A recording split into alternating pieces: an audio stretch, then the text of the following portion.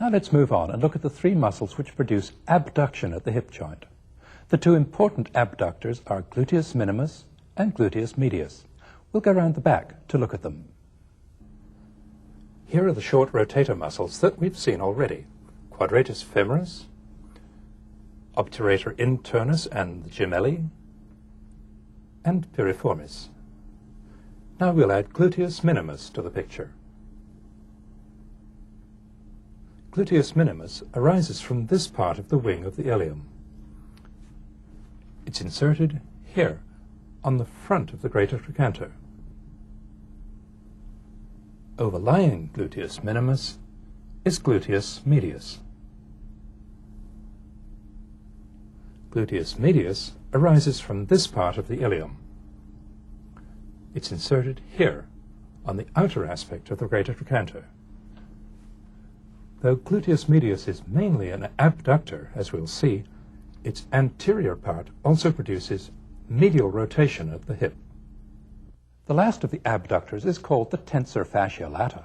Before we look at it, we need to digress for a minute and get acquainted with the structure that gives it its name, the fascia lata. The fascia lata is a continuous sheet of dense fibrous tissue that surrounds all the muscles of the thigh. Along the outer aspect of the thigh, there's a very marked thickening of the fascia lata called the iliotibial tract. The iliotibial tract extends all the way from here on the ilium down to here on the tibia. Here's the iliotibial tract by itself, with the rest of the fascia lata removed. These muscles, in front of it and behind it, we'll be looking at in a minute. Between the muscles is a strong fibrous septum which attaches the iliotibial tract to the femur. At its lower end, the iliotibial tract is attached down here on the tibia. The iliotibial tract acts as the tendon of insertion of two muscles.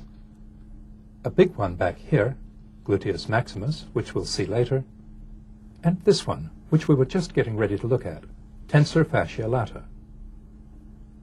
Tensor fascia lata arises from the iliac crest, here. It inserts here on the iliotibial tract. The three hip abductors move the limb to the side. When the foot is on the ground, the hip abductors, pulling down on the ilium, raise the opposite side of the pelvis up. This tilting of the pelvis happens in a small way each time we take a step, making it easy for the opposite foot to move forward without touching the ground.